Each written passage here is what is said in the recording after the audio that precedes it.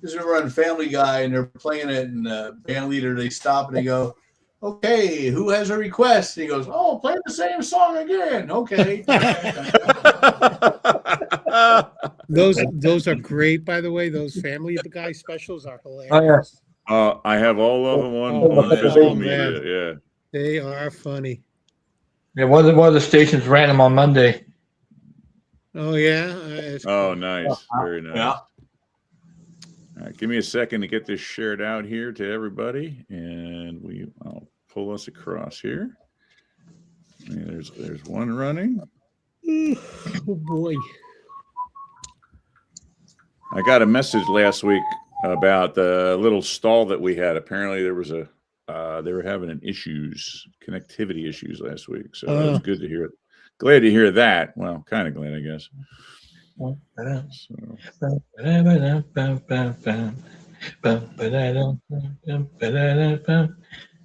was the other song they played. Family Guy. Yeah. All right. Okay. Hey, here we are. Hey. It is Val, Hoop, Nate, and Mike's back. Good to see you. How's everyone doing? Mike is muted. Mike is muted. Mike, Hello. Thank you. Hello. We got Robert saying hello, friends. May the force be with you. Yeah, absolutely. And also with you. Oh, he's playing the Cantina music. Very nice. Here you I gotta go. look up what it. That might be I got it. as iconic. That might be as iconic as the Star Wars theme. That Cantina music right there. I think most people, if they hear it, right away, you're going to think Star Wars. Maybe even more so than the Star Wars theme. I mean, you can't mistake it for anything. Nope. Mm-hmm. It's very unique. Yeah. That brass sound.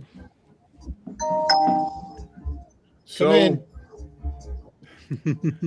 hello and welcome, everybody. We are here back in the day, May 7th, Star Wars week. And I don't know about you guys, but, May the 4th is always a thing. I started hearing something about Beware of the 5th, right? Mm-hmm. On Tuesday, I'm guessing because it kind of sounds like 6th. But then yesterday, I was hearing about something of the Sith, like Revenge or Return of the Sith, of the 6th as the Sith. Yeah. And I'm like, that's the first. I haven't heard either of those yet. Have you guys heard those? Yeah. I haven't. In the last couple of years, I've heard Revenge of the 6th. Really? That's first for me. And then Tuesday was Cinco de Mayo, the Force be with you. Ah, well, that's a good tie-in. Yeah. Nice. And they're all dressed in mariachi outfits. That's pretty cool. That's what I want to see. I want to see Yoda doing shots of tequila. That's what I want to see, with a snake around his neck, I'm sure that can be done very easily. Within 5 minutes, somebody can create that.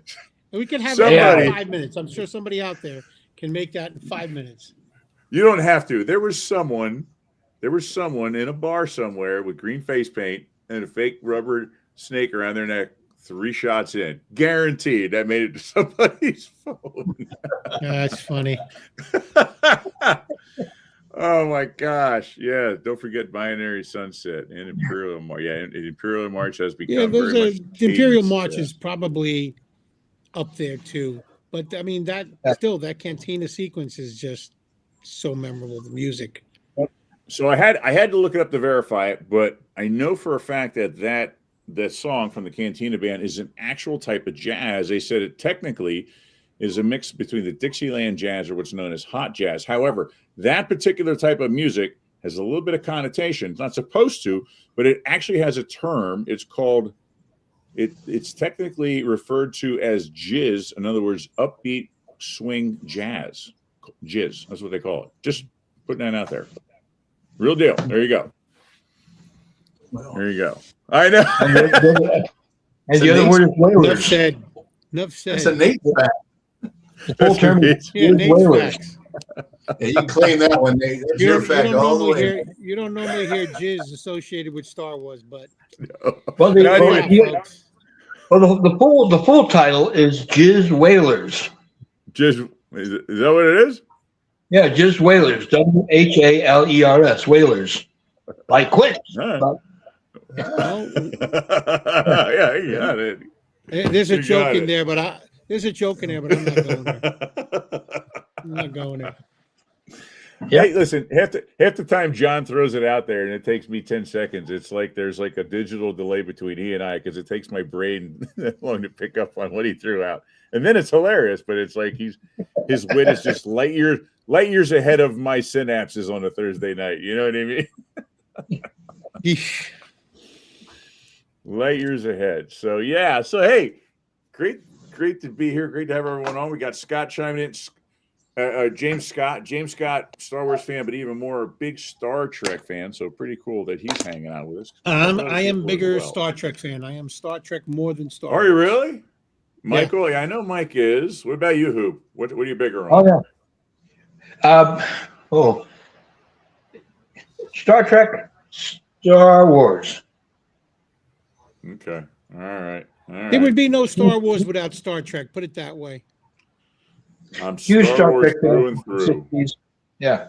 Yeah. One night in 1966, my dad wanted to watch this show. It came on Friday night called Star Trek. I was like, sure. And That's cool. Been a big fan ever since. I caught it. I too. caught Star Trek in the mid '70s when the reruns really hit big. So That's when I caught it too. on. Yeah. Yeah. And we got, you betcha, Star Wars rules. Thank you, Victor. That's where my heart lies. Yeah. I was okay with the Star Trek going TV series. I enjoyed the movies a lot. But Star Wars, man, I just hit it at its prime and at the perfect age. I was, I don't know, 8 years old, something like that. And we lived next to a drive-in theater that we had a free pass to see anytime. And they got new movies in. They didn't wait 2 years to put a movie up. And Star Wars came to the drive-in. And my parents took me. We sat in my dad's 67 Chevy van. I sat on the dog box. That's where the engine was. It was in between the seats. And my mom still complains because she had to drag me back there over the course of the next 2 weeks to see that film 7 times. She was not happy. That was my very, very memorable experience with that's what just started it all. And then the holidays and everything else. And it just, man, I was into that knee deep for God knows how long. Still am. So what was your first experience with Star Wars? We'll go around. Val, what was yours? Well, you remember in May of 1977, the hype was incredible because the trailers, you've never seen anything like it, the special effects. I remember specifically, I was 14 years old. I lived in Jersey City, New Jersey, right? One of the biggest cities in New Jersey. And it was playing at the Premier Theater in Jersey City, which was the General Cinema, Hudson Mall Cinema. It was a two screens, but it was 4 miles away from my house. So I didn't, I was 14. I didn't know any buses. So I literally walked. I remember the day I walked from my house that 4 miles across the highway to get to this mall to see Star Wars. And I watched it 2 times. I sat there. In those days, you can just sit and rewatch it. And I remember it was the first movie the first time I ever been to a theater where one movie was playing on both screens. I'd never seen that before. And Star Wars was playing in both theaters, which was crazy. And it was the first theater. It was the first theater in Jersey City to have Dolby Stereo. So I went there, and my first experience with Star Wars was I really, really, really liked it, but the hype might have gotten to me at that point, and I don't think I thought it was the greatest thing ever, but I really loved Star Wars when I saw it. For instance, that year, Close Encounters affected me more as a kid, but Star Wars grew on me over the years, and to this day, the first Star Wars, I think, is the best Star Wars of them all. The best. People say Empire Strikes Back. Empire Strikes Back is great, but Star Wars, the first one, is the best one. Okay. Thank you for not calling it A New Hope. No. Yes. And by the way, it's being released. Here's what's stupid. So Star Wars, what they're saying is the original unedited, the unrestored CGI'd version is coming back to theaters next year for the 50th anniversary, right? But they're calling it A New Hope, Hey, the princess. Hey, look at this. There she is. Howdy. Just in time. Just in time. Sorry, So what I was saying that Star Wars. Go ahead, Janie. Hello, Janie. Good to see you. Okay. Yeah, sorry. I was delayed like 2 months by traffic here in Knoxville. I apologize. All right. So, yeah. Hey, awesome that you're here. As a matter of fact, we got some people chime in saying, "Greetings, Princess JJ." There you go. Yeah. You should have put your hair on the sides, Janie. You should have done the. You know what? I don't think it would have lasted with my windows going like 285 because it just would have been blown out anyway. So, couple Cinnabons, just a couple There you Cinnabons. go. Or some earmuffs. Just get some earmuffs and put them on. I know. I did one year. Victor's sharing his first time. Janie, we're going around kind of sharing like our first experience, and he's saying he watched it 5 times, 77, 78, because it only cost $1.25, and that's Canadian, so it must have been like 10 cents American, for God's sakes. Well, I paid. Okay, wait a minute. I'm sorry. First time for what? Specify, because there's a lot of first. To see Star Wars. Watching thank Star you for Wars. clarifying. Okay, Watching good. Star Wars. Get your mind out of the gutter. When I first saw it, here's the thing. There's 3 theaters that I used to go to. One matinee, if you went to a matinee, one was $1.25. The other theater charged $1.50 for the matinee, the first show. And then the theater that I went to, I think it was $1.75. And the point I was making before was that Star Wars is being re-released in an IMAX next year, but they're calling it A New Hope. A New Hope is the Star Wars that's restored in all the new CGI. They should just call it Star Wars, which is what it was called in 1977. So, and let me tell you right now, guys, everybody keeps bitching and moaning. We want the original Star Wars. We want to see the original Star Wars when they see the original Star Wars untouched on the big screen with all the matte lines and all some of the fuzzy special effects. You watch all the people complain and like, they should have released the special edition version. You watch the complaints next year. But you can't make everybody happy. So you tell them, shut up, get over it. Especially Star Wars fans. Especially Star Wars fans. Exactly. This is the OG. This is the GOAT of Star Wars, and there you go. I think it's been called A New Hope ever since they announced they're going to do Empire Strikes Back, because Star Wars get reissued every year, and so before it was Episode 4, A New Hope. Because everything is, my understanding, because I have downstairs in my little library, I have George Lucas's original story treatment with the 9 episodes, what he wanted to do. Yeah, I have that too. So Episode 4, Star Wars as we know it, was the only one that had a beginning and an end. So that if nobody went to see it, they wouldn't say, "Oh, what happened?" Because and supposedly Chewie gets a medal now at the end of this one too. So that's what I heard. That's what I heard. What was it called? It was called the Luke Starkiller, the Journal of the Wills, I think it's called, right? Yeah. I have that. I have that original treatment too. So interesting. So Hooper, can you share with us your first experience? We got a couple people chiming in. Okay, it is a litany of frustration. All right. Oh boy. The summer Star Wars came out. I was 16 years old, and somebody in our little group won passes to a sneak preview of Star Wars before it was released. And it was the night I had to pack to leave for North Carolina for 4 weeks to be a junior counselor at the summer camp I've been going to for a couple of years. So I didn't get to see Star Wars with Scott and you, Mike. Were you there? Yeah. Okay. I didn't get to see that, but Scott Gilbert got on the phone after it was over, and he told me all about it and how great it was. So I get to the summer camp in North Carolina, and I get there before the campers do to set up, So when the campers start arriving, they're like 8, 9 years old. By this time, they've seen it. And so they're talking about how great it is. And one of my campers used the same word that Scott Gilbert used to describe the Cantina band, bubbleheads. I was like, that's weird. People say bubbleheads.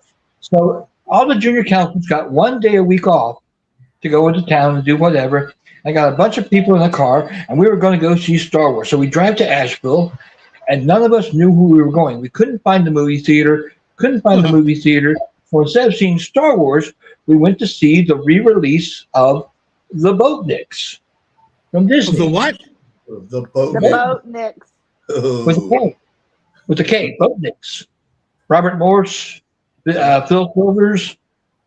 Anyway, so the second week, couldn't find the theater. Saw Sorcerer instead. Good movie. Yeah, that's right. Yeah, great movie. Third week, couldn't find the theater. Saw A Bridge Too Far for the second time. Fourth week, I broke my arm. I was in the infirmary the whole end of this camping session. Get back to Tampa, arm in the cast.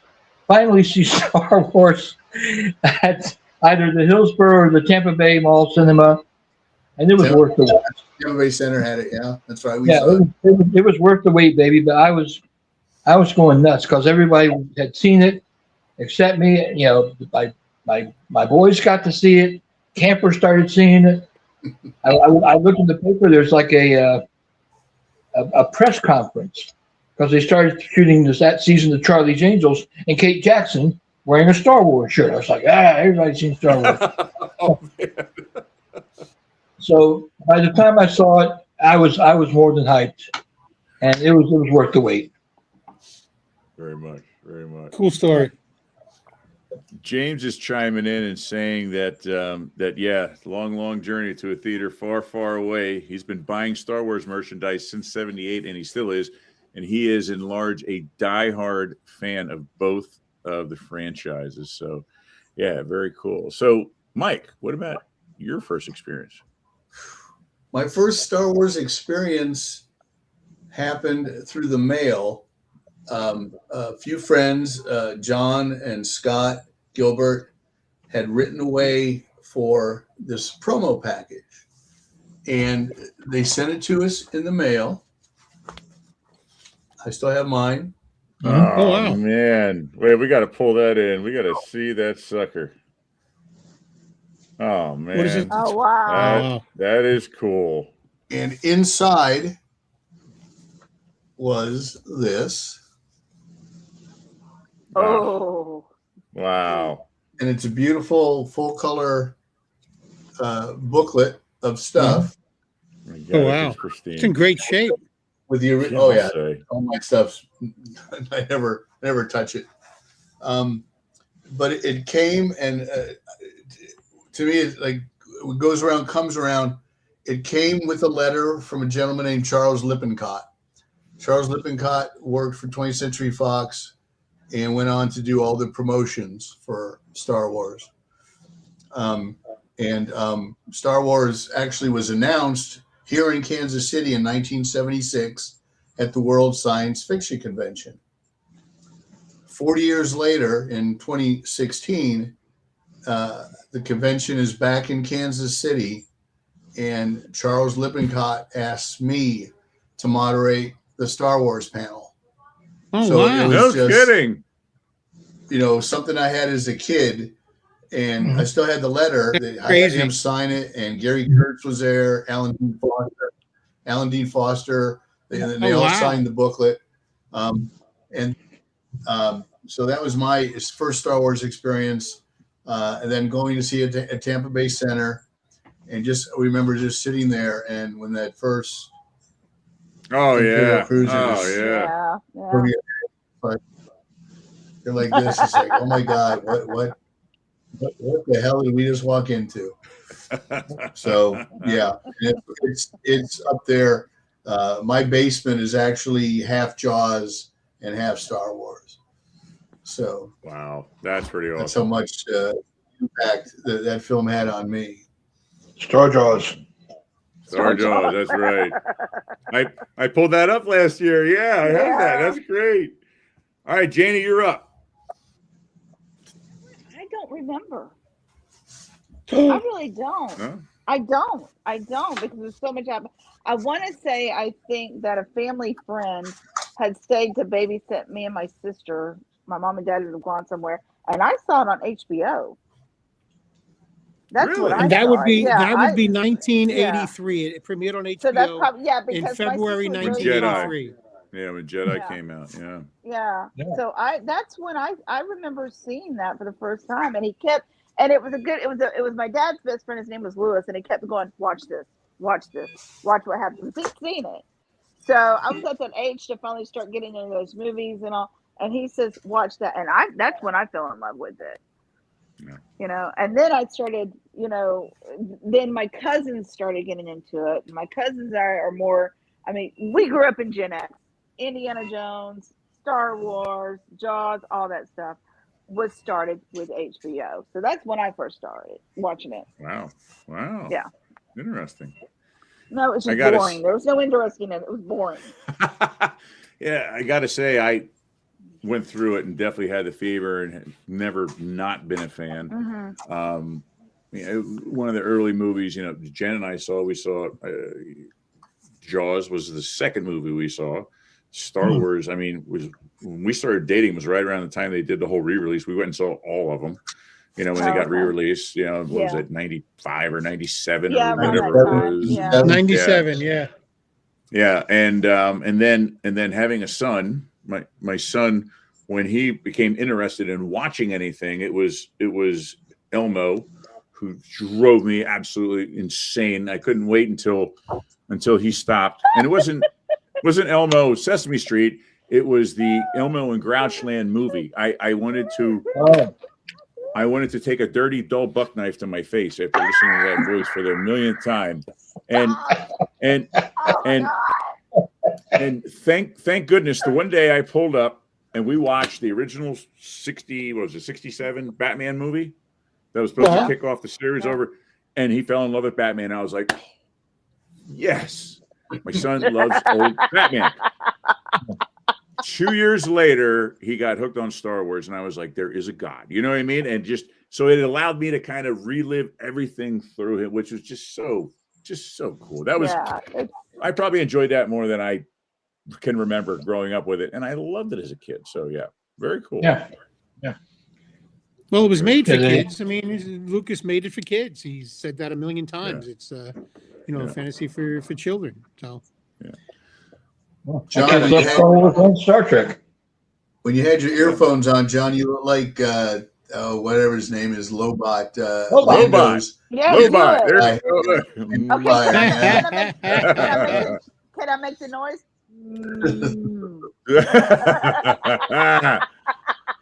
Lobot. And did you ever see the guy, you know, because they made props out of everything. Like Empire Strikes Back, they were using potatoes for some of the what was it, the asteroids and stuff like that. Yeah. When they're in Cloud City and they're evacuating, there's a guy running through. I'm sure one of you guys have got to know this. I've seen he's this. carrying either a blender or a food processor. I don't know which one it is. Like that, yeah. Somebody made an action figure of that guy. Yeah. No kidding. Somebody made an action figure of that guy. I was like, that's genius. I saw that. That's genius. Make one of that. Yeah. Oh. We got a couple people chiming in here. We got, let's see, Victor saying Empire Strikes Back is better than Star Wars. You know what? It's not. Go back and forth on that. I really go back and forth on that. Yeah, because I saw Empire and it made me dumbfounded for a bit, and I realized how dark it was and how intrigued I was by it. But it wasn't the whole grand, because you knew it wasn't the end. You know, Jedi. Never saw Jedi in the theater. I waited till it was out. That was great. I don't know. I was getting older. No, it wasn't was good in the theater. Yeah, it was a little. I don't know. I just couldn't get into it as much. As the first two, just to this day, just blow my mind. Still, the best two out of the whole series. And I'm someone who likes the newer ones too. I'm sorry. So, Mike and Hooper, you guys remember Starlog, right? The magazine Starlog, of course. Oh, yeah. Yeah. Starlog did a cover edition of Empire Strikes Back, and they labeled the article "The Empire Strikes Out," and they trashed The Empire Strikes Back. They didn't like the music. They didn't like the way the characters were introduced, like flippantly. I remember that. Do you remember that, Mike? The Starlog review of the Empire. They called it "The Empire Strikes Out." I mean, I remember. I think I might have that. I remember reading that issue. I've got the Star Wars issue somewhere, but yeah. Yeah, but that I remember specifically the Empire Strikes Out, and I was like, "What are they talking about?" Look, I remember when I saw Empire Strikes Back in 1980. I mean, I took a bus from Jersey City to see it at the Lowe's Astor Plaza in New York City, which was 70 millimeter, 6-track Dolby stereo, sound everywhere. It was at that point, Star Wars was like, a phenomenon. So I love The Empire Strikes Back, but I still got to give the edge to Star Wars. What do you guys think? If you had to pick between those two, because usually those are the only two in the conversation. Yeah, John and I and friends went to Orlando to see Empire in 70. We drove whatever yeah. And that was a better experience for me because I saw it when I wanted to see it with my friends. Yeah. With no broken arm. With no broken arm. All my bones were intact. John had a CB radio with a PA system in his car. Oh, it wasn't my car. Okay. I forget who drove, but it was the driver's car. I was a passenger. I thought it was your car. I suddenly hear John not taking credit for this incident. I know. I go ahead. A good story coming up. I'll take credit for the. No, don't make me do it. What's my equipment? So, spoiler alert: John got on the CB house, people out in line waiting for the movie. No, don't tell me. I think I know what he's doing. Tell him what you said. You would not believe who Darth Vader is. and I think Mike was going, "You'll laugh, you'll cry, you'll kiss $4 goodbye."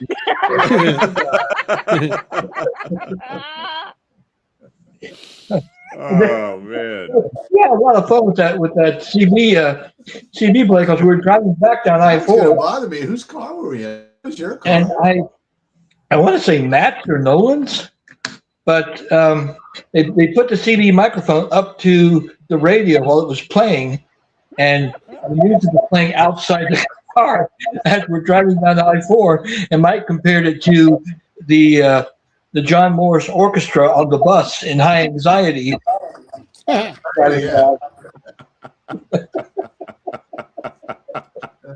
man! Well, Robert's I bet it was Matt's car because his dad was into Lewis was into like CBs and stuff. That was Matt's car then. Yeah. Uh-huh. Yeah. Well, those crazy kids. Crazy kids. Hey, Mark. Young and responsible. Yes, teenagers. Mark. And hey, Mark. By the way, Mark's daughter had a birthday. I think it was birthday yesterday. today. Mark, happy birthday to your Happy daughter birthday. today. I forget what today was. Mark? 17 years old. Yep. I saw Robert said that Jedi's his favorite. A lot of times these people, fans, Star Wars fans, their favorite, and Jaws too, is the first one they saw in theaters. Like, if somebody saw Jaws. First experience, sure. Right. And that holds a special nostalgic appeal. I saw, you said you didn't see Jedi in theaters, Nate, but no. When I saw Jedi in theaters, the whole Ewok stuff was and still is crap in my opinion. But that third act is still a great third act, and I remember the crowd going crazy when the Emperor's zapping Luke and Darth Vader's just doing this, looking back and forth, and they're screaming. Yeah. And it was crazy, the crowd participation in Jedi. And I love Jedi. I love, it's a really good Star Wars film, but it's the worst acting in all the Star Wars films, I thought. Harrison Ford's worst performance is in Return of the Jedi, in my opinion. I have to agree with that. Wait a minute. He was a little. He said that very strongly. He was a little too. Everything's just my fun opinion. and accommodating in that. Yeah. James is saying that he adores the Ewoks, and it was a great movie. Yeah. So, all right. Kiss my nub. Okay, there you go. I like Warwick Davis. So. Yeah. Robert wants to know that we can compromise. Yeah, I'm fine with that. Just not going to say it's the best. That's all. Yeah. Well, you know what? Since we're having a good time, why don't we why don't we enjoy some? We came on here and I thought we'd do something completely different rather than just this nostalgia talk about Star Wars. Although, Mike, I do want to come back and talk about your shirt because that is incredible. That's the first time I've seen that on a shirt. But let's have some fun. We'll start off with a couple fun little clips. We got some parodies, and then we got a little game to play tonight for everyone at home who's chiming in to chime in and give us some answers tonight. Okay, so let's start with a little fun. You guys ever watch any, or maybe do you remember the bad lip reading clips on YouTube? You guys remember them? Yeah. They are great. Hilarious. This guy will go in, pull movie clips, and he will put in what it looks like Hilarious. they're saying. Yeah. And it fits. I was showing some of these to Jen, and she was going, "Oh my God, that's what it looks like they're saying." Yeah. So let's pull one in here. So the first one I'm going to pull in, this is when they're at the cantina and Ben is trying to strike a deal with Han Solo. So let me pull that guy in here. He shot first. It's that music. I don't want your sass. Why don't you teach me how to glue something? Look, I just need the pickaxe of Cortez and the mystical diamonds. Oh, that's weird, because that's at the witch's house. The haunted mansion. They call it the Death House, Hall of Fear. The Death House? You know, Biggs's little brother tripped in that. Why don't you just move to Nevada, dude? Because I heard it was a bad part of Mexico. Did you hear him? He doesn't even know geography. So that was the first one. So now, that leads into the second one, which is even better, which you just caught the beginning of the second one. So this is Han Solo and Greedo, and this is probably by far my favorite. So here we go. Check this one out. This one, I love this one. Listen, I've been sent here to collect all your fireworks, okay? Just let me set them off at the meeting. Well, maybe I will if you give me your grilled meat. I don't have any grilled meat. Okay. Do you have any pets? I have a monkey in a bottle. Does your monkey go? No, that's the pet giraffe.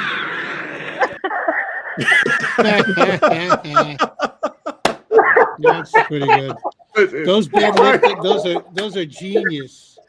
I watched that like 7 times.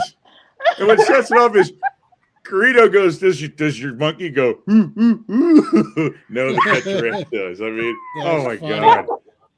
I love it. I love it. Absolutely. Absolutely. Agreed, Victor. And the guy that does those, I wish I could remember. I did have at the bottom of the screen there as far as giving him credit, but he has done that to more movies and scenes and stuff. I mean, the guy is amazing. I don't know how. It's got to be. Isn't it a team of guys? Is it a team of guys? It is. It's more than one guy. I know. That would be amazing if it was one guy. How many times do you think they sit and watch a clip and try and determine what the hell they're saying? Though? I mean, that's just yeah. So you mean kind of like all right, pretty much, yeah. We just don't admit it. That's all. We just don't admit it. No. So I'm going to jump ahead a little bit to Phantom Menace. You guys all remember when Phantom Menace came out, right? All the hype that was going on, everything was going on. And it came out, and unfortunately, George Lucas took a bit of a beating for that movie. Now it's coming back around. People are going, oh, you know what? It really wasn't all that bad. He kind of stuck to his game plan, changing worlds every time and this and that. And it's really, the cult following seems to be there as much as he took a hit for it. But here's a great You know when it changed? I'm sorry, What? Go ahead. Right, no, I was going to say it changed. The attitude toward the prequels changed when the new trilogy came out. The new then trilogy people came started out. Sure. saying like, look, George Lucas had a vision. It was, it might have been a little bit too crazy, but it was all his vision. And, the new Star Wars films went off in different directions. So I think that's when people started to realize, you know what, maybe the prequels aren't too bad. Sure. Well, here's a fun short clip, and this is about Darth Maul, but it's not called Darth Maul. This is called Little Maul. So here you go. Enjoy this one.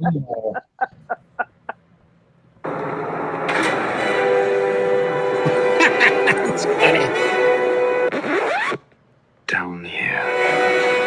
We'll handle this. We'll take the long way.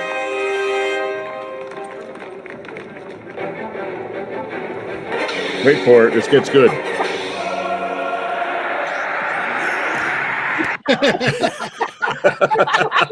That's funny.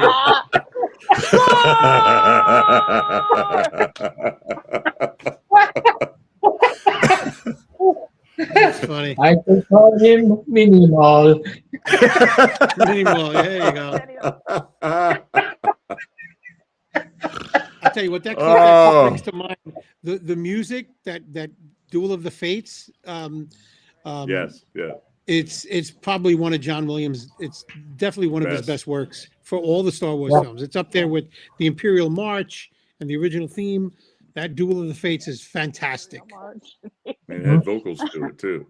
Yeah. I had a doctor who was really good, a Star Wars fan. We would always talk about movies and stuff like that. And one day he walked in and I played the Imperial March, and he looked at me and he goes, "As it should be," and kept on walking.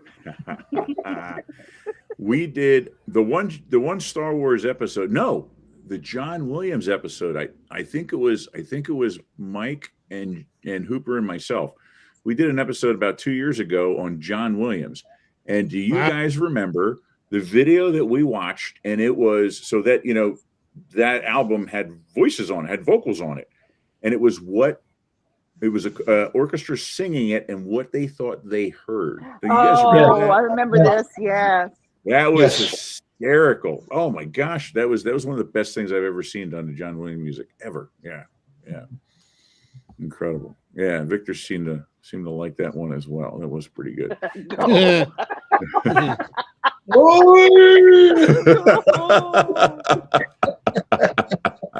You'll be hearing a lot of that this summer. Yes, you will. You will. Robert's chiming in saying, sorry, he meant the compromise was for the names for the film, the renaming of the films. He said he was okay with the, episode this and New Hope and all that good stuff. So yeah, it's everyone's interpretation based on I guess, sure, when you were introduced to it and when you started watching them. So yeah, very cool. Very cool. Yeah. All right. Well, God, those are great clips. I got to say. I mean, they were just a lot of fun. But we've got some more. We've got some other ones. So there's a lot of guys that are doing. There's a ton of CGI out there, and I was trying to avoid CGI entirely. And so there's a couple of people that do composite clips where they take clips of guys from other films and they bring them into whatever setting it is. And ironically, Val went and pulled a handful of clips for us as well this week. And he and I happened to pull a clip or two from the same YouTube page, different scenes though. And so what they do is they almost like what Lee does with pictures, but they do that with film where they'll take and kind of scrub out the background and just a particular character and then put them into another film. And so there's a couple really good ones here. And in fact, Val, I think I'm gonna play the Marv one. What do you think? Yeah, okay, that's a good one. I like that one. So we have Marv from Home Alone in I don't think it's the Phantom Menace. Is it the second one, the Clone Wars? I'm not sure. Maybe once you punch it up, we'll know it. Not sure. Yeah. Hold on. That's not it. Let me get that out of there. Oh, it's the replay of the goal. Okay. So I could watch that 4 more times. I'm telling you, that's just damn funny. It really is funny. So, okay. So let me pull in Marv. Let me see. Here we go. Marv versus Palpatine. This is pretty funny. It is.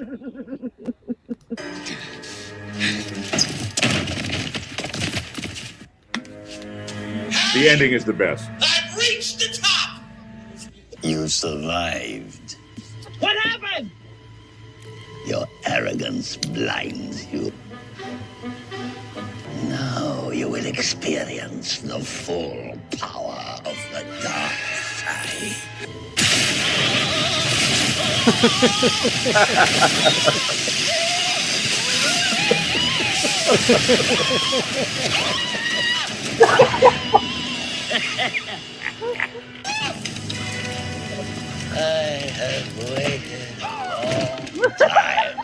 Yes, Herman.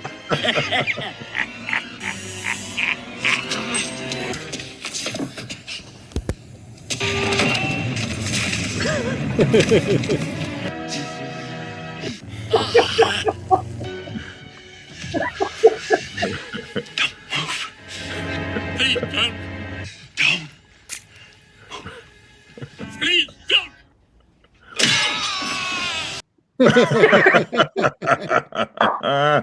That's pretty funny. It gets violent quick. The best is when he's getting electrocuted. I mean, that fits too damn good to that scene, you know? He's so Oh, great. Daniel Stern is so great in both movies. He's great. He's just a great comic actor. Very good. Very cool. All right, we got somebody chiming in here. That was Revenge of the Sith, by the way. That's where it was from. Is that what it was? Yeah. Jen Girl. So Jamar Booker 63. Not sure. But hey, that's for me. No, that's is it? for me. Yes. Right, Booker. nice. Booker is somebody I see almost every day at the cafeteria at the hospital. So. Oh, very cool. Yeah. Hello. Hey, thanks for joining and hanging out with us. Very Shout cool. out to Booker. Welcome. That's right. Hello, you're Booker. a friend of Janie's. You're a friend of ours. Absolutely. Yeah. He is a movie guru too, man. He always asks me, "What do you think is going to be good? What'd you hear about this? What do your buddies say about the new movies coming out?" So he's all over it just as well. That's pretty cool. He's That's good. Pretty cool. So I've got another short one here. A little bit different. This is Star Wars with guns. not lasers, not stormtroopers that can't hit the broadside of a barn. Star Wars with guns, and this is Revenge of the Sith clip here. So let me pull this one. This one's pretty good. Not real long. Pretty good. Let me Yep, here it is. This is done pretty well.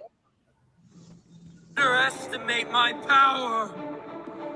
Don't try it.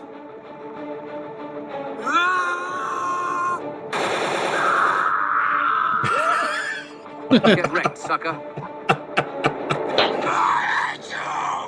Well, in that case. Oh my God! No, this is where the fun begins.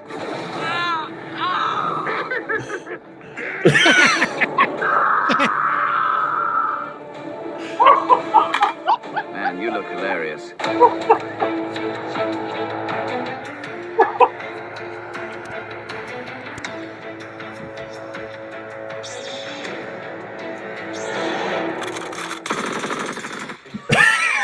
What the hell?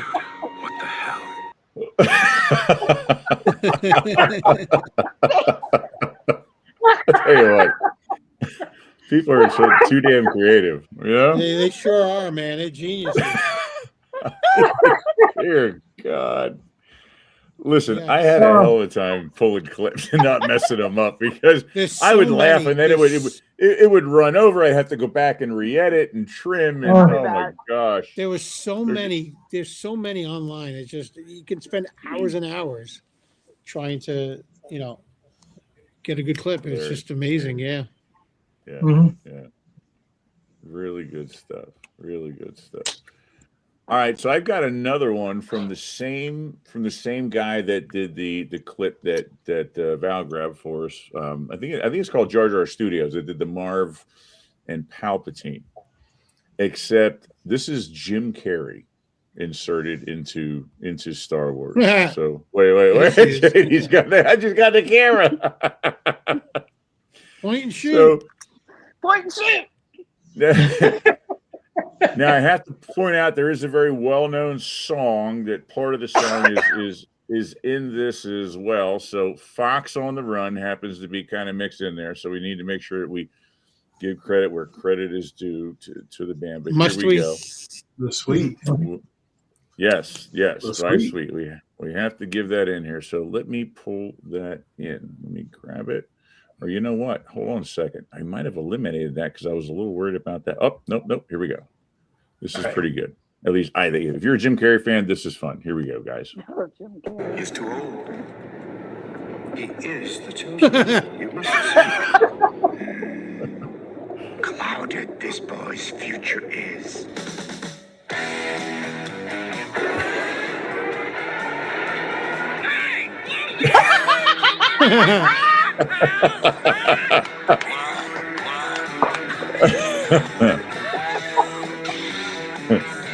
Medieval time.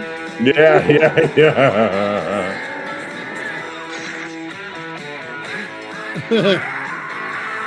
Maul's having a bad night tonight.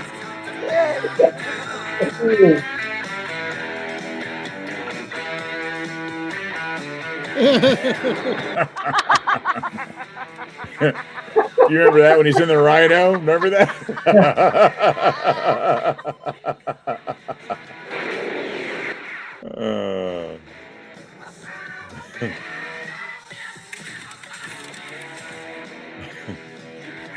Yes.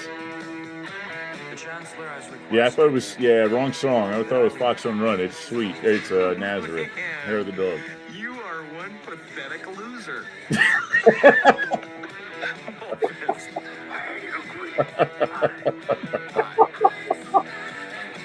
Kill him. Don't kill me. Please. I'll never tell anyone, I swear. He's the one you want. Kill him. Do or do not. There is no try. I just can't do it, Captain. That's funny. I'll tell you. It's a genius. They're genius. These people who put this stuff together, man. Good stuff. A lot of creative people out there. Yeah. Oh my gosh. I haven't laughed this much on an episode in a while. Holy cow. Whew, this is good. Hey, Mike, let's take a little comedic break for a couple of seconds. Show us the shirt and tell us a little bit of background behind the shirt, because it's a really damn cool piece you got on there. This fashion show on the internet. This is the first artwork that they used for Star Wars. Yeah. Oh, cool. And this It was the cover of the novelization. And again, this was premiered. Yes, on the first novel before they had the movie art on it, and this was premiered at the World Science Fiction Convention in 1976, along with a poster done by Howard Chaykin, of which only 500 were produced, and I ended up with 2 in a trade I made with somebody in 1983. It's basically if you have the first issue of the comic strip of the comic book, it was kind of the same art because Howard Chaykin did the cover for that comic. Right. Wow. But that was the original art that they came up with to promote it in '76. I remember. I mean, he did all the from characters. the 40th anniversary panel that I moderated. Awesome shirt, man. Which was which was actually videoed, and the file got corrupted. But no kidding. We had people texting in messages from all over the country that were watching it. It was a fun experience. I liken it to like when I do the Jaws panels, something that I grew up with, and now I'm kind of giving back to it, but I'm also, 40, 50 years later, I'm still doing something with it. Yeah.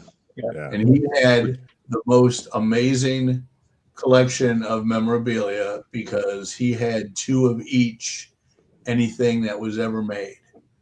Action figures, belt buckles.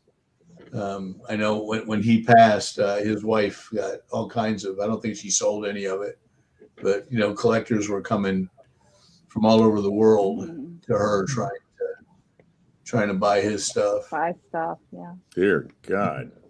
Wow. She disconnected her phone, for God's sakes. I actually got to ask Alan Dean Foster. I had always been told, in a little conventions we used to go to, that because the novelization of Star Wars is written by George Lucas. Right. He's credited on the novel, but I was always told that Alan Dean Foster wrote the novelization for it. And then in order to thank him, he did a book called Splinters of the Mind's Eye. Of the Mind's Eye, yeah. Which was the first Star Wars novel. And I asked him that. I said, "Did you?" He goes, "No, that's George did that." So okay. But maybe he signed something to say, if anybody asks, you tell him George did it. That's amazing. Speaking of merchandising, I got a question for everybody on the panel. What would you think the total amount of merchandising since 1977? What's the dollar amount that you think Star Wars has generated in merchandise sales since 1977? The answer is Lucas was a genius for holding on. He sure was. That's what the answer is. But other than that, how much do you think, everybody? Oh, it's in the billions. Billions, maybe a trillion. Yeah, gotta be. Yeah. Come on, let me hear it. Everybody give me a number. 5 billion. Okay, fine. No, $2 billion. Nate says 5 billion. No, Go ahead. No. Hooper? No. $4 quadrillion. And short. What do you say, Mike? 2 billion. I'll say 2 billion. What do you say, Mike? 2 billion. 2 billion. 2. Janie, what do you say? I'm going to say probably close to maybe 9 to 10 billion. Okay, so you say 10 billion. Nate says 5. Yeah. Hooper says, I don't know. Michael Smith. 4 quadrillion. Smith. So the actual number is $42 billion. But I was going to say 50 and I didn't, but I was Think about that. $42 billion. Sorry, Victor, a little off. That's crazy. That might be an you just checked it out. That might be an underestimation. No. 42 and he sold what he sold it to Disney for $4 billion. He sold the film rights and everything. Right. But there's a lot of merchandise that Disney puts out. Yeah. Yeah. Yeah. So you're going to get it there. You're going to get it offline. You're going to get it, movie. So just think of that, man. Yeah. $42 billion in merchandising. That was, like you said, that was the most genius thing that Lucas did to retain the rights. Because merchandise. Yes, merchandising. I mean, we got slammed last year with 50th anniversary stuff for Jaws. Imagine what they're going to do next year. Oh my God! Yeah. It's going to be. I don't know what they're going to. It's got to be some event that we don't even know of yet. That's going to happen next year. Some kind of major fan event somewhere that they'd be dumb not to take advantage of it. Yeah, they should do it at the Sphere. Do it at the Sphere in Vegas. The Star Wars celebration, but they'll do it in Tunisia. Yeah, I was going to say. Yeah, right. Yeah, the sets were still there.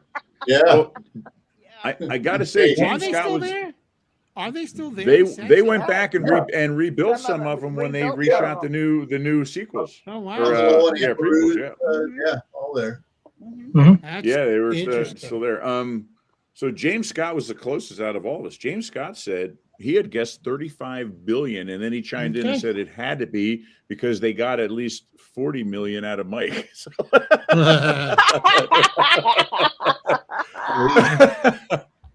Well, I got lucky because there used to be I can't remember the name of the toy store. It used to be in White Marsh Mall, and it closed in 1983. And they were selling all of they still had a bunch of original Empire figures, the Kenner figures, and they're all $2 each. So I just snatched them all up. I got yelled at by my first wife, but who's yelling now? That's right. Yeah, when my son got into collecting, I gave him, it was one of the few things my mom held on to was my Star Wars stuff. So probably like 7 or 8 of the different vehicles and whatever action figures we didn't have. My son collects, like he is a collector. I've never been a collector. He wanted to go out and get all of them. So we collected all 88 original action figures and then got a couple of the special edition coin ones. Now I have 2 original 12 backs that are still on card. I have a farm boy, and I have R2D or R2D4 or R3D5. Yeah, the orange one. I still had that on card back, 12 back. So yeah, and they're in decent shape yet. But yeah, collecting is a whole different ball game. I mean, any little mark, darkening, warping, I mean, is huge value. I just never get into that aspect of it. But yeah, it was man, he definitely said it right there with that. Very cool. Well, speaking of like collecting and action figures, we have to pull in a Robot Chicken clip here. You guys, Robot Chicken up. There you go. Power of the Force. I've got a bunch of them too. Yeah.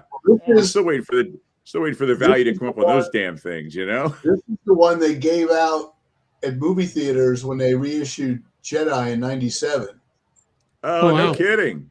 But not a lot. I didn't get one of those. Not all of them got handed out, if you know what I mean. Yeah. I know what you mean. I've got probably 30 or 40 Power of the Force stuff that's still on cards. And unfortunately, the market got flooded with that stuff. Yeah, Collectors just bought the daylight. They're still not worth much.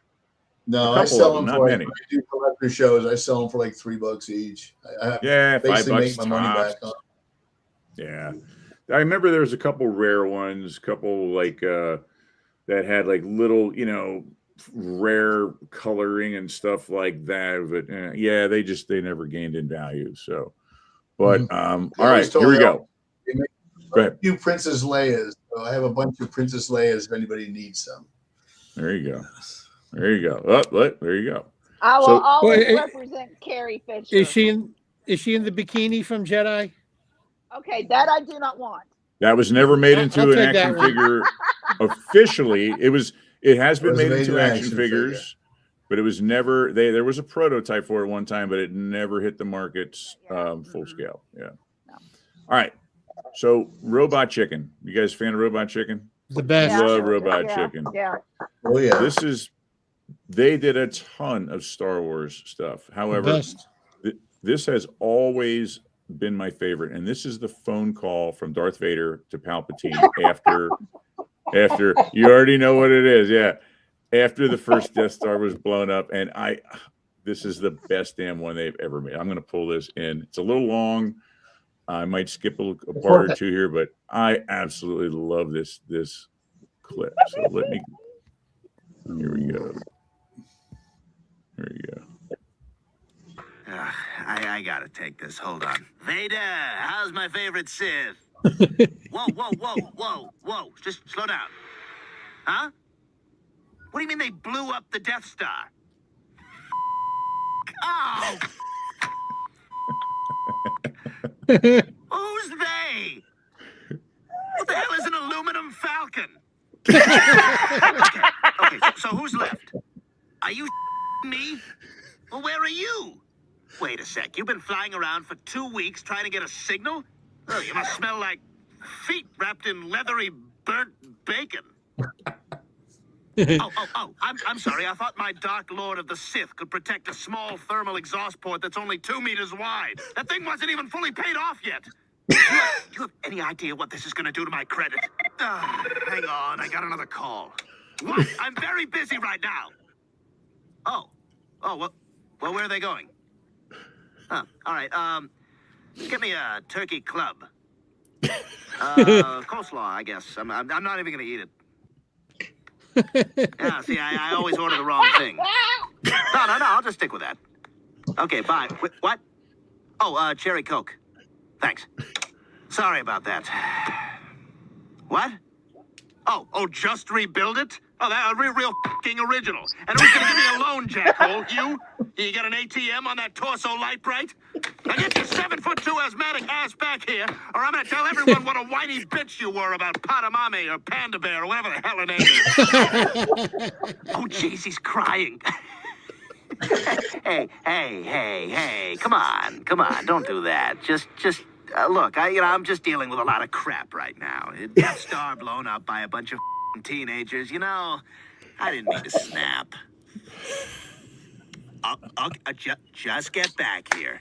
Okay, bye. I love you too. You know what? I want. Is there a collection of all the Robot Chicken Star Wars stuff? Because I want to get that. Yes, I have There it on is? disc. Yes.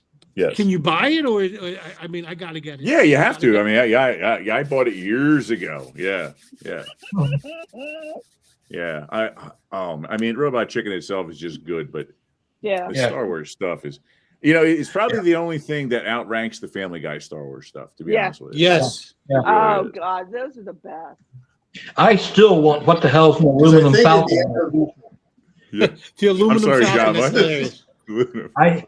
I still want what the hell's an aluminum falcon t-shirt. I'm sorry, you guys talked over top of each other again. Hold on. One more time. At the end of one of the family that Chris Griffin says, that's basically like Robot Chicken did all that before, and then him and Peter get into an argument about Robot Chicken and why it's only 15 minutes long, and this is going on. So it's like an inside joke within an inside joke, but Robot Chicken. Robot Chicken. Like, oh yeah, Seth Green, he's a genius. But no, I want what the hell's an aluminum falcon on the t-shirt. That is the best line. Yes.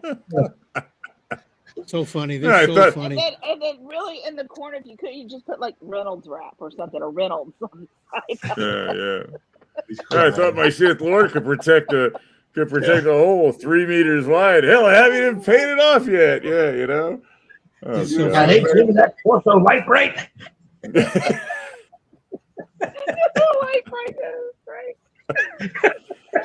Oh my God, that's good stuff. Trying to insult Comic Dog went to the opening of The Force Awakens. There was a kid dressed. Oh my God! And he asked him, he said, "Which button do you push to have your parents come pick you up?" Oh my God! Or do you remember when he goes up to the pregnant woman? Oh yes, yes. Oh yes. And how about when he goes up to the real big dude who's got the Vader mask, and he's a real big bulky guy. And he's like, I see you are a much bigger nerd than the other nerds. He like tears into the guy. That he did like a whole deal with that. That was hysterical. But yeah. I remember that with the pregnant costumes. lady. Oh God. I have a couple of friends in the 50. Yeah. I have a couple of friends in the 501st here, and they spent some money. They spent those stormtrooper costumes like $1,200, $1,500 because they mold them to you, and Darth Vader's like $5,000 and takes 45 minutes to put on. They put a lot of effort into that. So, I wish I would have sent this picture, because there's this guy. Because I'll go over here. The Highland Games are very big here in the spring, and I go a couple of times, every other year. And there's this one dude dressed as a stormtrooper, but he's wearing like a green kilt and has the boots on, and he is like badass, walking around in the heat looking like a damn stormtrooper. And then he'll go to the Comic-Con still wearing the kilt. Wow. As a stormtrooper. It is the coolest thing I've ever seen. We were Vans. I've always been a big fan of Vans shoes growing up, BMX kid and stuff. Vans does promotions every year. It's something different. Well, a bunch of years ago, Kyle was like, I don't know, 7 or something like that, and they were doing Star Wars for that summer, and so we drove down into Maryland, because at the time it was the closest Vans store, because they were doing Star Wars Day, and they had people from the local 501st. They had 2 troopers, they had a Vader, they had a Boba Fett, they had a Wookiee show up, and they had an R2-D2. And I was talking to these guys afterwards, because I mean, Mike, when you see that, is not like Halloween costume stuff. That stuff is legit. It's authentic. I mean, stuff. Yeah. Holy crap! And I'm like, even like you look at it and you're like, okay, it's some type of hydroform plastic. That stuff is cut and painted and buffed and aged. I mean, it looks screen correct. And the most impressive to me, the R2-D2. So there's a group of guys within that group. That's all they do, is they build these things. Mm-hmm. I mean, it was all, machined aluminum, and he ran it. That thing was, that was just amazing to me to see R2 running around the road. That was really, really cool. Yeah. We had a good time. I have a friend here that his group builds them, and it'll like shoot air. It'll get next to you and shoot air out at you, and it's Really? amazing. Wow. Just go around Comic-Con, zoom around the room. Nice. Very cool. We got a question here. Question: did anyone watch Harrison Ford's other 1977 film Hero? It starred Ford, Henry Winkler, and Sally Field. Great cast for the picture was low budget. Yeah, I do remember that film. I remember. I remember it. Yeah. I don't remember seeing it though.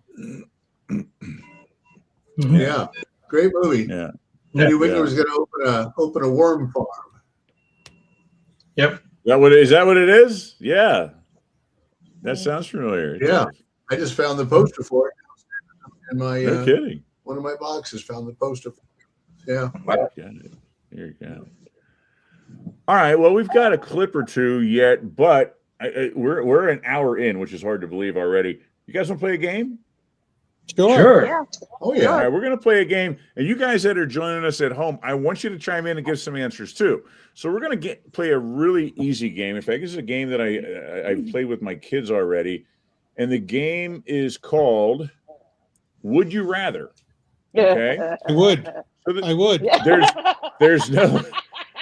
There's no wrong answer here. Okay, it's would you rather. So you have to make a decision between could be between would you rather eat pizza or eat steak or so it's a little bit of I don't know personal opinion, a little bit of ethics, whatever it is. We're gonna play a little game, and I want to hear not just from everyone here on the screen. I want to hear from some of you guys at home.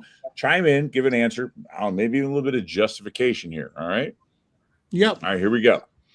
So, would you rather, and I want to hear from everyone here, would you rather have fish nuns look after you or C-3PO look after you? So if you were, you need like a babysitter or something, which one would you rather have look after you? I know my answer. I would. All right. So who do you want to go first? Who goes first? Go ahead, Janie. You go. I would choose C-3PO. Go ahead, Val. We'll go clockwise. Mm-hmm. I'll go C-3PO because he's logical, I guess, and he's programmed. He can speak a million languages, and I don't know anything about the fish nuns, and they probably stink. Oh my God! Fish nuns were the little creatures that were on the little remote island that Luke was on. They're probably really ripe. You can tell. Look at that. Yeah, as Kevin Smith called it, Skywalker Island. Yeah, that's exactly what it was. Yeah. Okay. All right. I would go for 3PO as long as it's pre-Empire Strikes Back, because after the first movie, they really cranked up the annoying factor. Yes. 3PO.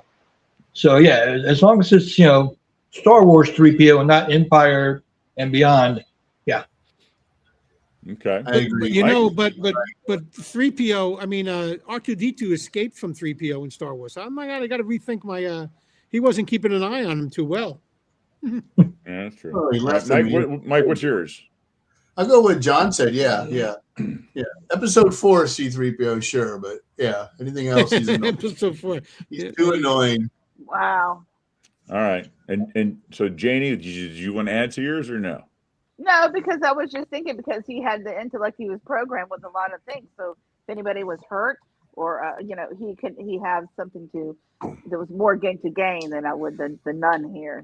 Okay. Yeah. I guess we would need Febreze for her according to Val. So I don't know. I think you need more than Febreze. Bath and body. Okay, no, I'm kidding.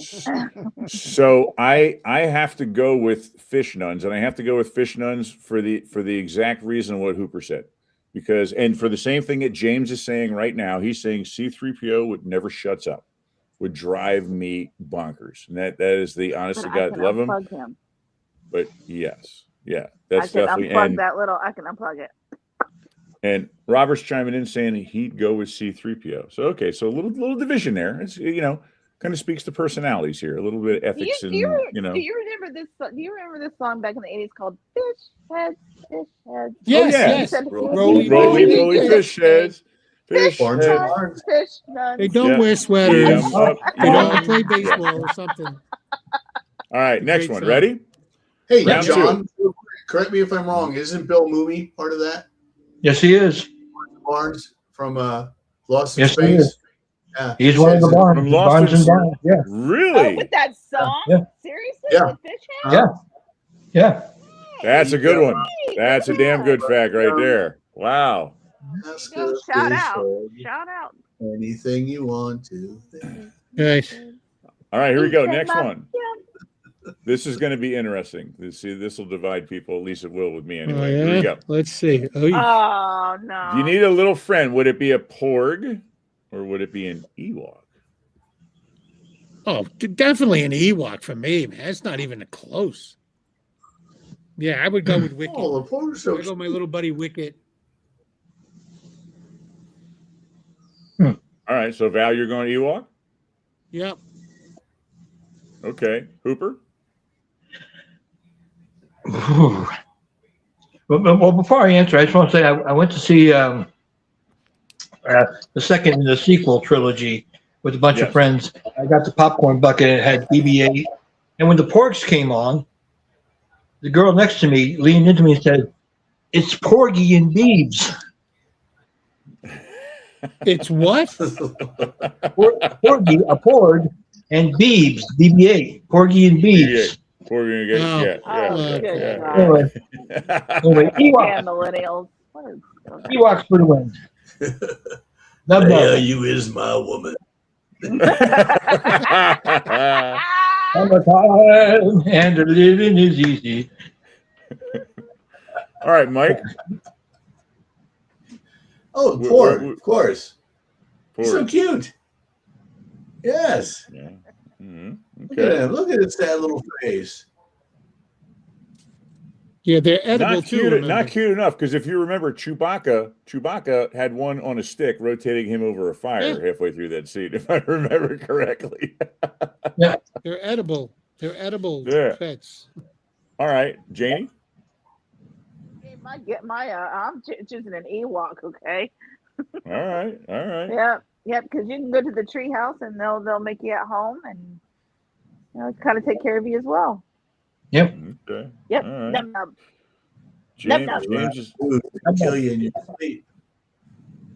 James is saying an Ewok, and he can't believe that Chewbacca ate one of those porgs. Yeah. Tastes like chicken. Yep. I guarantee you. Yeah, it's probably the words that came out of his mouth. Okay. Next round. Well, you know how the pork came about, right? No. When they were shooting on the island, they were just inundated with puffins, and nothing they could do would get rid of the puffins, so they just CGI'd porgs over them. You're kidding me, really? Yeah. Wow. Holy crap. That did not know that, Hooper. Nice. Very nice. Wow. That's pretty cool. Did not know that. So couldn't get rid of the problem, so used it. That's interesting. Exactly. That's it. All right. Up for the next one. Here we go. Who would you rather be stuck in a spacecraft with? Jar Jar Binks or Rathgar? Is that the guy that someone talks in the fish kind of? Jar Jar Binks was considered the bane of the Star Wars existence when Phantom Menace came out. Has literally been labeled as one of the worst characters of all time. But he's grown. Yes. Lisa thinks I go with Jar Jar Binks. Yeah, and the Misa picked Jar Jar Binks. The Rathtar was in The Force Awakens when Han Solo and Chewbacca come back. This is what they have captured, and it gets out and just kills everybody. Yeah. So what would you rather have be stuck aboard your spacecraft with? Wow. Val? I said Misa picked Jar Jar Bink. So you're going Jar Jar, okay. Oh yeah. Cooper, what about you? I didn't hate Jar Jar, but I could see how people did. Yeah. So I'll go with Jar Jar, as long as he puts the seatbelt on and doesn't move around. Misa calls Jar Jar. All right, Michael. Jar Jar, because if I got hungry, he'd be easier to kill. Mike's still thinking about that pork on the stick, you know.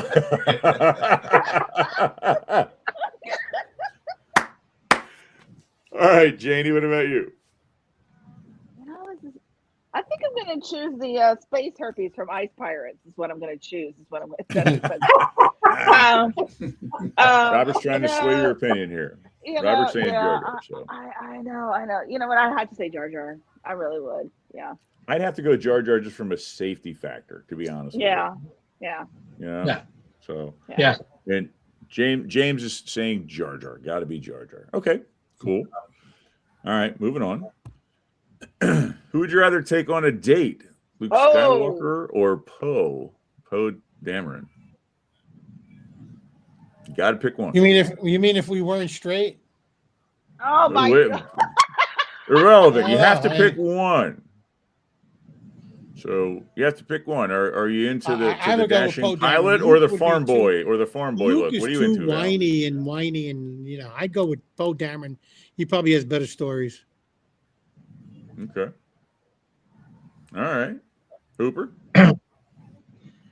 Well, I would go with Luke as my wingman on a date because, he'll just go, you find his stories funny.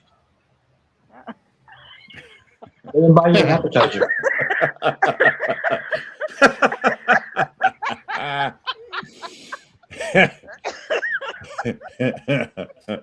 All right. Michael? I take New Hope Luke because he was better looking before he had his car accident. Yeah, and also as a wingman because he would attract. Yeah, he would attract beautiful women. There you go. There you go. That's a good logic. All right, Janie. Yoda. Yoda. Yeah, that's it. James chimed in and said Yoda as well. You see Yoda. You know what goes? I was saying, why do you do this to me? You got to pick one. Actually, Poe strikes me as the kind of guy that would. The kind of guy that would move in if you guys are out looking for women. He looks like the kind of guy that would move in on a woman you found. So. Yeah, you're right. Okay. So really, in a perfect world, I would probably pick Poe. I would probably pick Poe. You go Poe. Mm-hmm. Okay. Poe. All right. Mike, I like what you said. I'm going to go Luke because he's a hell of a lot shorter than I am. So that intimidation factor might work to my favor. So I just,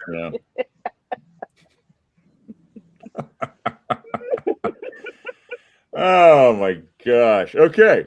All right. We got one or two more of these, and we're back to some clips here. All right. Who would you rather have on your team during an intergalactic fight? No. Oh, man. Han Solo or Finn? This is an easy one for me. Cruel. This is an easy one. Definitely Han Solo. Definitely Han Solo. God, so cruel. It's not even close. Agreed. Hooper? Hands down, Han. Yeah. Mike? They wasted Finn's Jedi potential. Yes. They did. Well, my grandchildren are Harper and Hudson, and when Hayes came along, they needed an H, and I begged my son to name Hayes Han Solo, but he wouldn't do it. So Han Solo all the way. Janie? Do I really have to go there with you? Come on. You gotta play. You got to give me Han Solo, man. Oh, without a doubt. I need to be the passenger princess on the Millennium Falcon. Okay? That's all there is to it. I'd say it's unanimous. It's Han Solo. Han Solo is still my favorite character to this day. He's like the Clint Eastwood of Star Wars. I love the guy, Yeah. Anti-hero, Yep. Victor. Han shoot first. Han shot. Han shot first. That's exactly right. Yes, he did. He did. He didn't shoot first. He just plain shot. One shot, bam, Greedo. Gone. Done. Yeah. That's right. Yeah. Done. I remember a couple years ago seeing a picture. Well, I remember a couple pictures years ago seeing a picture of Mike shooting first. I was. Yes, he did. He did. Yeah, I remember There seeing it that. I is. remember that picture. Yep. I think it was our first Star Wars show we did. Yeah, that was cool. Nice. Okay. All right, here we go. Last one. Which royal would you rather have to spend the afternoon with, Padme or Leia? That's easy for me. Padme, she's way hotter. Oh my god!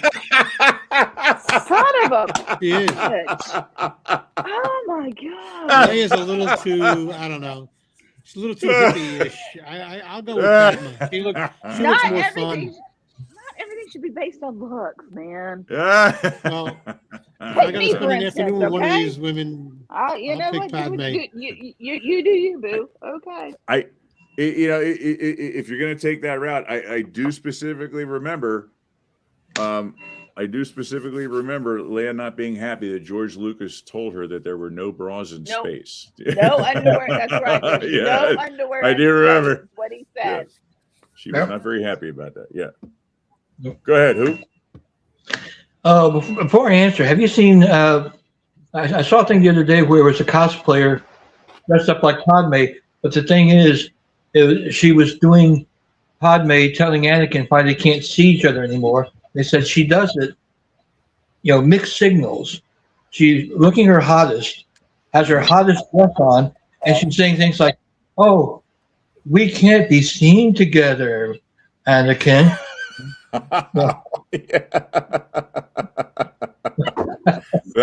That's a pretty good observation, Hoop. Yeah. But I would say Leia. She lost her whole plan. I mean, she's not going to take me home to meet her parents or anything like that. That's a good point.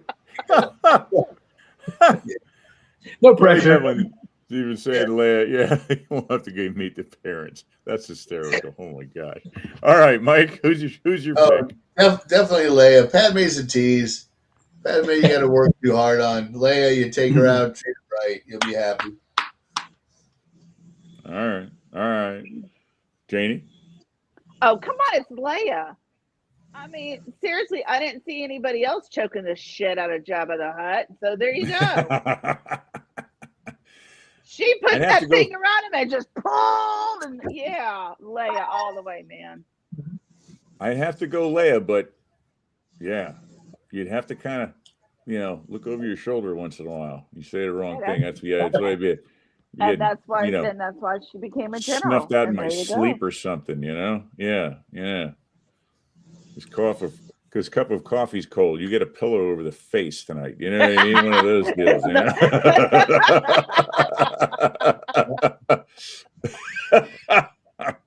Well, also Leia's got the Force working for her. She does. That's exactly right.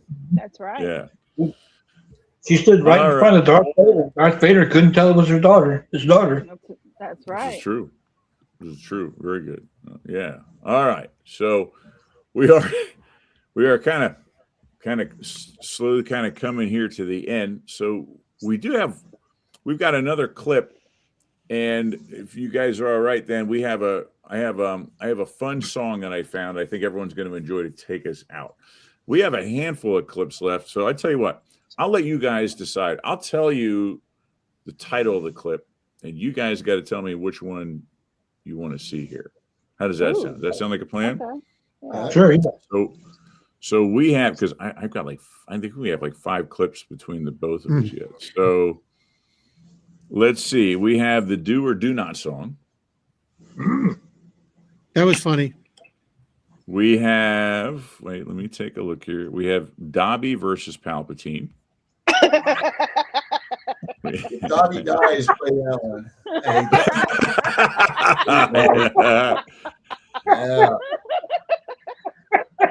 And we have the song, and this is actually done in the vein of the bad lip reading site, but it's a song called Seagulls Stop It Now, which is by Yoda. So it's between those three. So Dobby and Palpatine, the Do It Now song, or the Seagulls Stop It Now song. What do you guys want to watch here?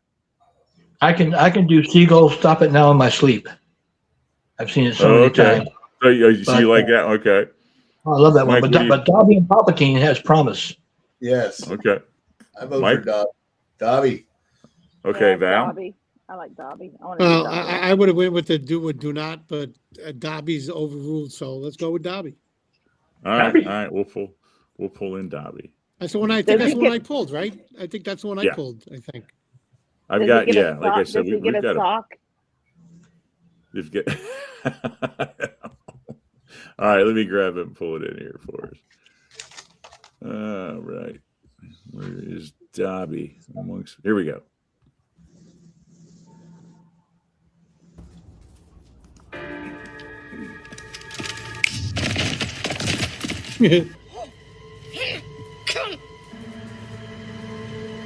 Say,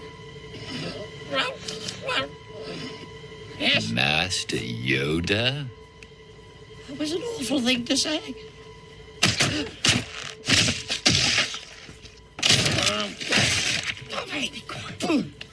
You survived. Of course, I'm an elf. Your arrogance blinds you. Oh, you will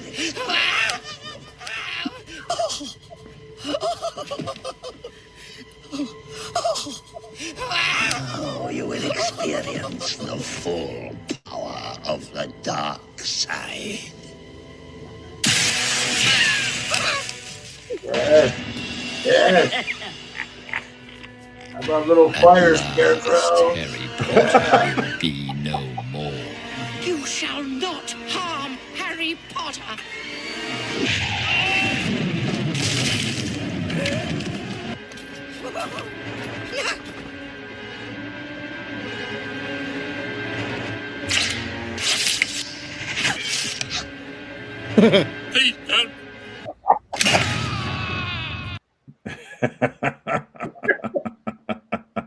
That's funny.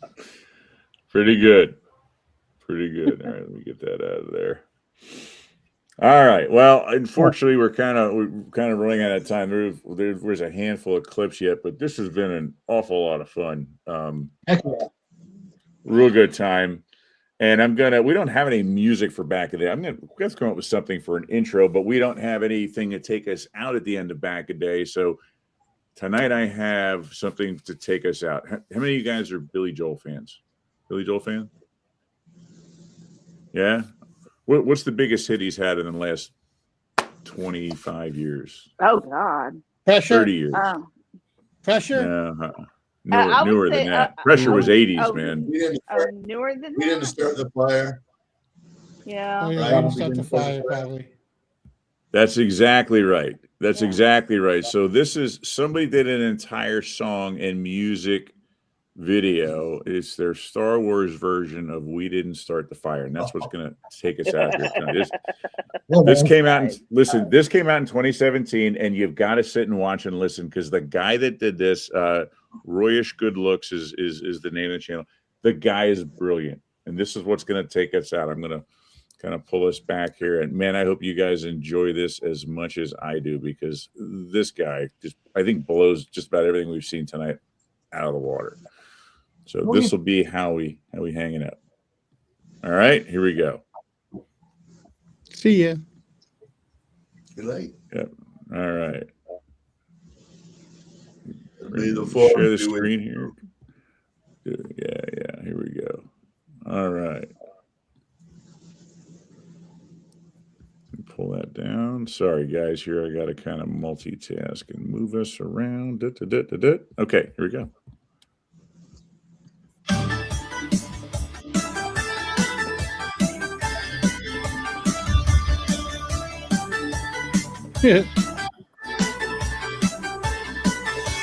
Stormtrooper docking bay, Dagobah, Padme, or synchronic wedge until he's Poke2SO.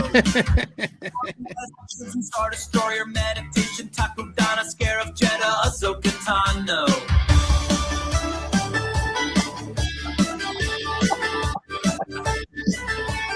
Nerders, Obi-Wan, Kylo Ren, Padawan, Lando, Tabana Mine, freezing things in carbonite. Skywalker Sabine, Naboo's got a new queen. Galen Erso turning in by Amidala, goodbye. We didn't start the fire.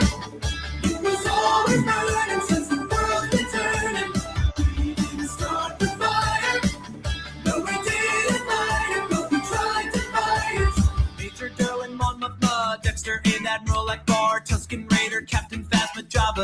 Hutt. Rogue One, Qui-Gon, Tashi Station, Holocron, Yenub, Jar Jar, Shakti, Unkar Plut. IG-88, Unta, even Mos Eisley, Grand Moff Tarkin, Figrin Dan, Ewok, Wookiee, Coruscant, Robot, Boba Fett, Maz Kanata, Plagueis, Cat Dooku, Mace Windu, RS-66, and we didn't start the fire. It was always burning since the world's been turning. We didn't start the fire, but we didn't light it, but we tried to fight it. Bodhi Road, Starlight Pit, unrest in the Republic, Twi'lek, Speeder Bike, Fearly to the dark side, Alderaan, Basine Natal, Bib Fortuna, Lothal, Skywalker, genocide, younglings trained to be Jedi. Hunter, R4, Space Monkey, Ezra, Plo Koon, Watto, Kylo is a solo, R2, Utini, Supple Bun, AT-AT, Big Star Fighter, Ronto, building C-3PO. We didn't start the fire. It was always burning since the world's been turning. We didn't start the fire, but we didn't light it, but we tried to fight it. BB-8, Cassian, Millennium Falcon, Porkins, Bespin, Battle Droid Invasion, Walking Carpet, Chewbacca, Base, Malvasaw, Guerrera, Two-Sit, Gungan, Chancellor Valorum, Darth Maul, Solace, Cypher-Diaz, Captain Rex, Alderaan, blown away. What else do I have to say? We didn't start the fire. It was always burning since the world's been turning. We didn't start the fire, but we didn't light it, but we tried to fight it. Camino, Red Squadron, Nemoidian, Spin and Jin, Punch at first, Yoda's Hut, back to Tank, Bantha, Vulcans, Kanan, Palpatine, XY80, U-Wing, highest Metachlorians, Royal Starship, Nubian, Bail Organa, Jedi Knights, Kyber Crystals, Dark Times, Breakcore Pets, Jango Fett, Droids Track, Admiral Piet, Hyperdrive and Tatooine, Shmiko's missing, Owen Lars, Inquisitor, Clone Wars, I can't take it anymore. We didn't start the fire. It was always burning since the world's been turning. We didn't start the fire, but when we were gone, it was still burning on and on and on and on. Very good. We didn't start the fire. It was always burning since the world's been turning. We didn't start the fire, but we didn't light it, but we tried to fight it. We didn't start the fire. It was always burning since the world's been turning. We didn't start the fire, but we didn't light it, but we tried to fight it. Oh my God. That was great. Brilliant. That is just genius, isn't it? Very good. I'm sorry. I know we could have done some more clip, but that was just seemed like such a fitting thing to wrap up a Star Wars It week is. with. I Perfect. mean, Yeah. that is just Yeah. genius. Yeah. Unbelievable. Yeah, Look at the Robert. guy Robert's that gonna. It's been 30 years, and I So- finally know some of the lyrics from the Billy Joel one. It'll take another 30 Right. years to I figure didn't that know one Yeah, out. to you get know? that one out. Funny. Yeah. Thing is, now when we hear it, we're gonna hear that. We're gonna sing that version. Yeah. Like a good Weird Al song. When you hear the original, you're just singing the Weird Al version, not even catching it. Awesome, guys. Well, we're gonna hang our hats on that one tonight. We hope you guys had a blast. That was just an awful lot of fun tonight, and it was great to have the whole crew back with us tonight. Again, it's been a while. Just a lot of fun tonight, and just great to be hanging out with friends and enjoying something we all have the whole truth to. So thank you guys for coming on tonight. Thanks for hanging out with us, and hope you guys have a wonderful end of the rest of your week. So signing off. Happy Mother's Day to all May your the mothers. force be with you all. Yeah. Yes. Right. Happy Mother's Day. Yep. Exactly. Yes, happy Mother's Day. All the mothers out there, and that includes you, Mike, and you, Hoop, and you, Val. All mothers. That's right. Happy Mothers. John wished Miss Carol a very happy Mother's Day from the crew. Yes, all mothers. Very much so. All right, guys. Have yourselves a wonderful. We'll see you later. See ya. Bye-bye.